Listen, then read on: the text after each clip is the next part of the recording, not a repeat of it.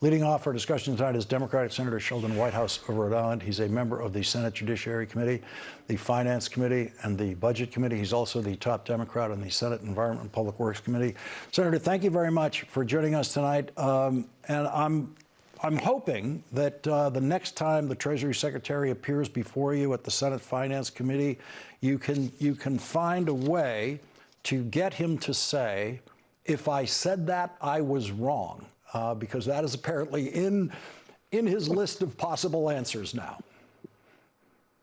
Yeah, I think rule one for being a Trump cabinet secretary is you have to be willing to crawl on command.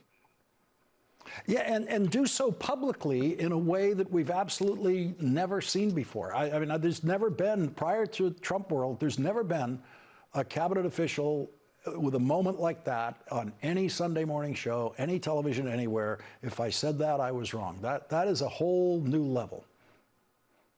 Well, a considerable number of Trump's cabinet appointees are flagrantly unqualified for the position.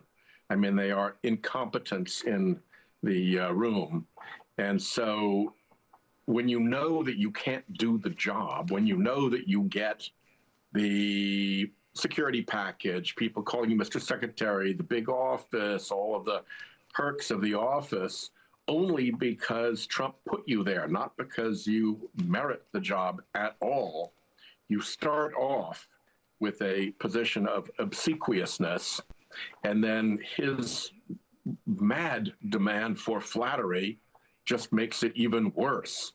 So before you even get to engaging with the man, you are already sort of on your knees and halfway to full crawl. The so-called criminal investigation of the Fed chair, I think there's a zero chance of there ever being any charges filed in any way. But what else is at stake in this kind of attack on a Fed chair? Well, it's a problem on both sides of the attack. Essentially, everybody who has looked at this considers that this is not a legitimate law enforcement investigation, but rather is political pressure. It's using the Department of Justice to bring political pressure against the Fed chair to try to get him to do what the president wants. And the reason everybody thinks that is because it's a real danger when the president can pull the chain of the Fed chair and get him to do whatever the president wants. Independence of the Fed has been a core principle of our economic success for decades now, and it's been one that's been protected through multiple presidential administrations. So when people see somebody doing this, the first thing they look at is, oh my God, there goes the independence of the Fed, because that really matters. Then you go back to the other side of the exchange, and that's DOJ. And unfortunately, as somebody who used to work at DOJ, it's just like relentless disgracefulness coming out of the Department of Justice as they've been turned into the political hack tool of the Trump White House. And you see it over and over and over and over again. As we go forward, in terms of the Fed chair, he has until the spring, and then Donald Trump is going to have his own nominee. There will be a confirmation hearing at the Senate Finance Committee for Donald Trump's next Fed chair. What does the current situation provoke in terms of that confirmation process? Well, that's what was so stupid about this, out of the Trump White House and out of the DOJ, is that the guy only had 5 months left. Just shut up, and you're rid of him in May if you've got a problem with him.